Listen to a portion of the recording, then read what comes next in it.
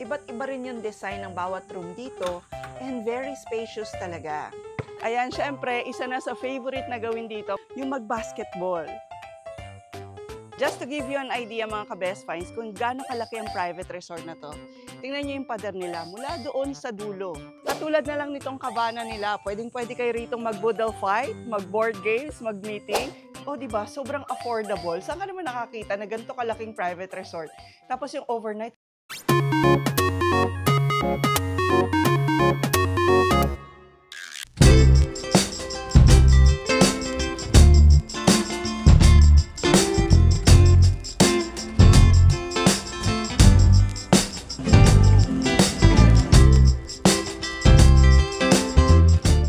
Welcome to another relaxing vlog mga ka-best finds. At sa vlog na to, nandito lang naman tayo sa Claraville Private Resort and Events Place. Matatagpuan ng Claraville dito sa San Rafael, Bulacan. Ang Claraville mga ka-best finds ay hindi lang basta private resort, kundi isa to sa ginaganapan ng malaking events, mapa-wedding man yan, mga religious retreats, company team building. Ayan, at dinarayo pa to ng marami mula sa iba't ibang lugar dito sa Pilipinas. Dahil napakaganda naman talaga ng amenities ng 1.3 hectares na private resort na to. Kaya samahan nyo ako sa buong vlog natin ngayon kasi ipapakita natin lahat ng pwede nyong ma-enjoy dito kung sakasakaling pupuntahan nyo rin to. At syempre, sasabihin ko sa inyo kung magkano ba ang kanilang rate. Dahil pag nalaman nyo, tiyak mamamangha kayo dahil very affordable lang dito sa Claraville Private Resort and Events Place. Just to give you an idea mga ka-best finds kung gaano kalaki ang private resort na to, tingnan nyo yung pader nila mula doon sa dulo hanggang dito yung kanilang main gate. At eto naman yung kanilang top view. Ayan, ganyan kalaki ang private resort na to na magiging exclusive lang sa inyo pag nagpabook kayo sa kanila. And unlike sa mga ibang events place na ang problema talaga madalas ay yung parking slots para sa mga bisita, dito kahit yata 50 cars kaya nilang i-accommodate. Okay, maganda rin dito sa Claraville kasi yung depth ng pool nila, saktong-sakto lang, wala silang masyadong malalim na mangangamba ka para sa mga bata. So meron sila rito parang nasa 5 feet lang to, tapos meron silang pambata dun sa dulo.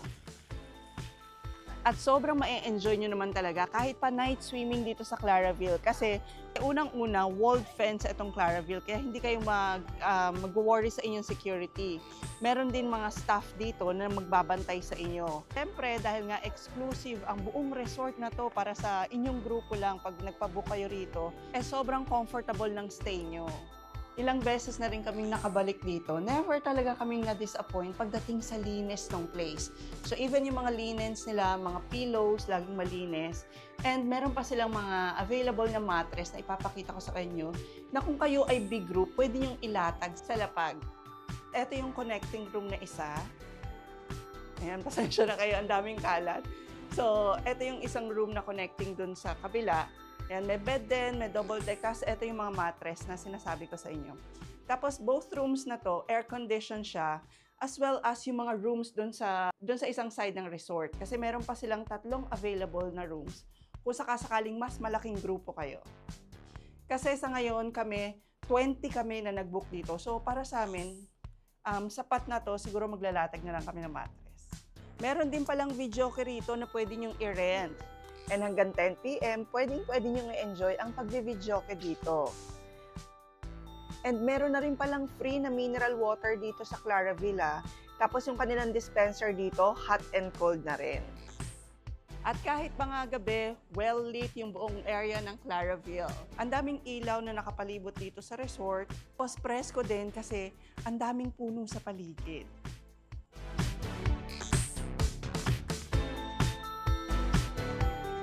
At kung sakali naman na sobrang laking grupo nyo talaga at hindi kayo magkasya doon sa kasama sa package nila na 2 rooms doon sa unahan, meron ding 3 rooms dito na pwede nyong i-accommodate. Alam ko merong extra minimal charge lang para dito sa mga rooms na to, pero tingnan nyo naman, sobrang comfortable, sobrang magiging comfortable yung mga kasama nyo. Fully air-conditioned din lahat ng 3 rooms na to na pwede nyong pagpilian. At meron nga rin pala silang wifi dito. Tapos lahat ng mga extra rooms na to, may kasama na silang toilet and bath. Although ilang years na tong resort na to malinis and properly maintained talaga yung mga amenities nila. And aside sa mga beds na nandito, for example dito sa room na to, ayan, meron silang 3 malalaking beds, isang single dito, meron pa silang mga sofa bed katulad nito. Ayan, ang ganda ng interior design nitong Claraville, yung mga rooms nila. Actually, nakaka-inspire din gawin sa sarili nyong bahay. Pakita ko naman sa inyo ngayon mga ka-best finds kung saan ginaganap yung mga events dito sa Claraville. So dito meron silang covered area. Ayan o, may design pa na ganito kasi last time daw may nag-wedding dito. Tapos hanggang dito yung kanilang event hall. So diba sobrang laki. Imagine niyo parang feeling ko kahit 200 guests kayang mag-fit in dito. Tapos eto naman yung kanilang stage. Ayan o. Diba sobrang perfect view talaga. Tapos covered lahat to. And they have multiple fans here. Hindi kasi masyadong mainit dito sa Clara kasi nga, ang dami nilang puno sa paligid.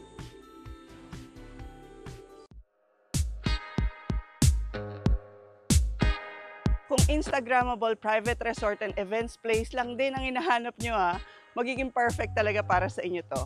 Actually, maraming araw ang prenup shoot na ginaganap dito. At dahil nga sa laki naman ng resort na to, nakakatuwa kasi kahit mga fur babies nyo, pwede nyong dalhin. Pet friendly yung buong resort. Actually, nakakailang balik na rin kami rito. At hindi lang kami may gusto kasi even yung mga anak namin talagang nire-request na pumunta dito sa Claraville. Kasi bukod sa pagsuswimming, pagbabike, paglalaro ng mga billiards, ping pong, may mga ganun kasi sila. Meron din silang play area dito for kids. Kaya kung sakasakali rin na magpapa-events kayo rito at meron kayong kasamang mga kids, hindi talaga sila maboboard. At kahit pa malaking grupo kayo, you will never feel crowded dito sa Claraville. Dahil ang dami nilang spots dito kung saan pwede kayo mag-get together. Katulad na lang nitong kabana nila, pwede kayo ritong mag-boodle fight, mag-board games, mag-meeting, at marami pang katulad nitong spot dito sa Claraville. At dito naman sa kanilang kusina sa labas, pwede kayong mag-ihaw or magluto ng inyong mga baon.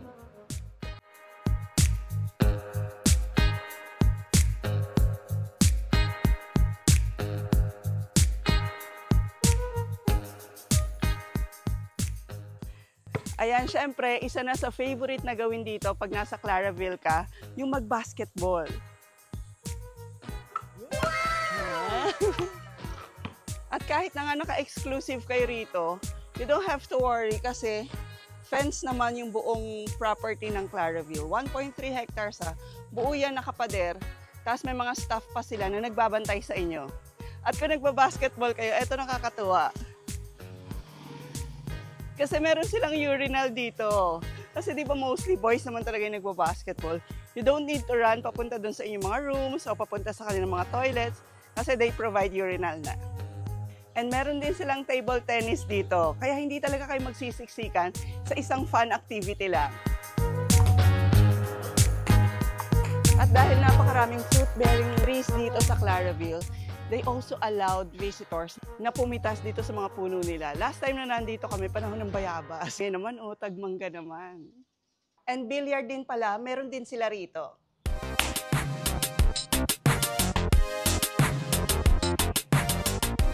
Kung first timer kayo rito, tiyak na mapapabalik kayo rito. Lalo na yung mga seniors, na-enjoy talaga nila yung mga green sa paligid nito. Ang dami nilang puno, ang daming halaman. Talaga namang close to nature kayo sa Claraville. Kaya kung unwinding lang din ang gusto nyo, lalo na yung mga ka-best finds nating OFW na nasabik sa mga ganitong atmosphere, yung para ka nasa probinsya, perfect tong private resort and events place na to. Actually dito, eto bago rin nila, parang nagpapatayo yata sila ng milk tea shop dyan kasi ang dami raw mga kabataan ang naghahanap ng malapit na milk tea shop. Isa pa kasing maganda rito sa resort na to, ang napansin ko, nakikinig sila sa suggestion. Grabe, feeling mo nga kulang yung overnight mo pag pumunta ka rito. Sa dami ng pwede mong gawin, sa dami ng pwede mong puntahan, at parang ayaw mo na nga umalis kasi yung place, it's so quiet. Dalas nga raw dito may mga religious groups na pumupunta para mag-retreat. Just near Manila, 1 hour away from Manila, pero pagpasok mo rito sa loob ng private resort, mafe-feel mo na para ka nasa malayong probinsya. At sa mga magtatanong naman sa inyo kung magkano yung rates nila dito sa Claraville, kung meron silang day tour, which is 7,000 pesos for 25 packs. Tapos meron din silang overnight. Yun naman parang nasa 14,000 pesos lang. O diba, sobrang affordable. Saan ka naman nakakita na ganito kalaking private resort? Tapos yung overnight, 14,000. Ang dami na naming napagswimingan ng mga private resort, from 15 to 25,000 yung mga rates nila.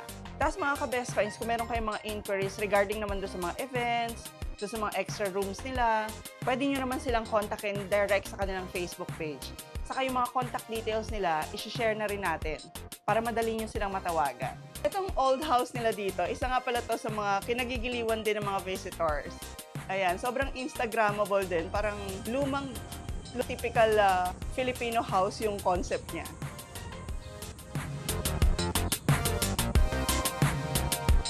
So, thank you very much for watching our vlog mga ka-best find. Sana na-enjoy nyo yung pag-ikot natin dito sa Claraville. Kung relaxation, team building, any events ang gusto nyong ganapin, siguro isa to talaga sa maire-recommend nating private resort and events place. Ang maganda kasi sa kanila, pag nagpabook nga kayo, exclusive na sa inyo itong 1.3 hectares na to. Please don't forget to like the video, i-share nyo na rin po. And please don't forget to subscribe and para lagi po kayong updated pag may mga best finds tayo, katulad ng Claraville Private Resort and Events Place.